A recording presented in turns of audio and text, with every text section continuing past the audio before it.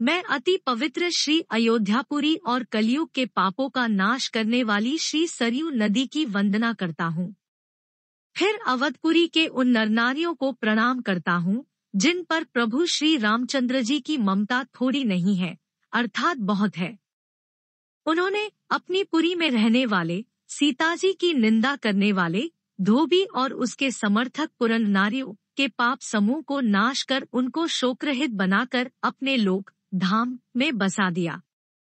मैं कौशल्या रूपी पूर्व दिशा की वंदना करता हूँ जिसकी कीर्ति समस्त संसार में फैल रही है। जहाँ कौशल्या रूपी पूर्व दिशा से विश्व को सुख देने वाले और दुष्ट रूपी कमलों के लिए पाले के समान श्री रामचंद्र जी रूपी सुंदर चंद्रमा प्रकट हुए। सब रानियों सहित राजा दशरथ जी को पुण्य और सुंदर कल्याण की मूर्ति मानकर मैं मन, वचन और कर्म से प्रणाम करता हूँ। अपने पुत्र का सेवक जानकर वे मुझ पर कृपा करें, जिनको रचकर ब्रह्मा जी ने भी बड़ाई पाई तथा जो श्री राम जी के माता और पिता होने के कारण महिमा की सीमा है।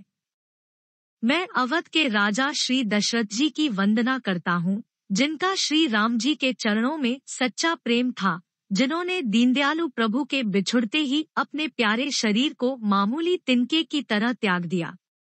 मैं परिवार सहित राजा जनक जी को प्रणाम करता हूँ, जिनका श्री राम जी के चरणों में गूढ़ प्रेम था, जिसको उन्होंने योग और भोग में छिपा रखा था, परंतु श्री रामचंद्र जी को देखते ही वह प्रकट हो गया।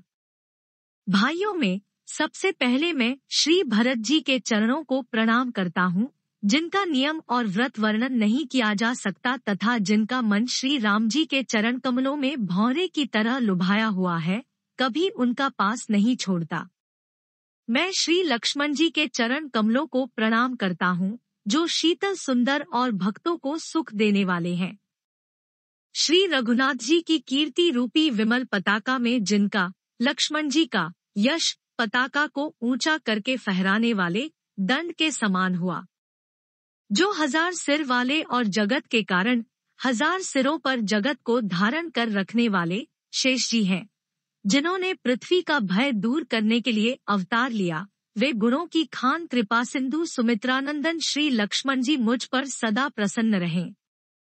मैं श्री शत्रुघ्न जी के चरण कमलों को प्रणाम करता हूँ, जो बड़े वीर, सुशील और श्री भरत जी के पीछे चलने वाले हैं। मैं महावीर श्री हनुमान जी की विनती करता हूँ, जिनके यश का श्री रामचंद्र जी ने स्वयं अपने श्रीमुख से वर्णन किया है। मैं पवन कुमार श्री हनुमान जी को प्रणाम करता हूँ, जो दुष्ट रूपी वन को भस्म करने के लिए अग्निरूप है, जो ज्ञान की घनमूर्ति है और जिनके हृदय रूपी भवन में धनुष बाण धारण किए श्री राम जी निवास करते हैं। वानरों के राजा सुग्रीव जी, रीछों के राजा जाम्बवान जी, राक्षसों के राजा विभीषण जी और अंगद जी आदि जितना वानरों का समाज है, सबके सुंदर चरणों की मैं वंदना करता हूँ, जिन्होंने अधम, पशु और राक्षस आदि शरीर में भी श्री रामचंद्र जी को प्राप्त कर लिया।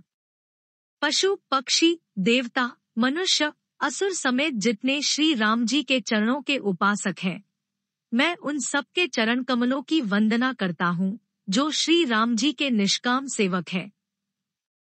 सुखदेव जी, सनकादि, नारद मुनि आदि जितने भक्त और परम ज्ञानी श्रेष्ठ मुनि हैं, मैं धरती पर सिर टेक कर उन सबको प्रणाम करता हूँ। हे मुनीश्वरों, आप सब मुझको अपना दास जानकर कृपा कीजिए।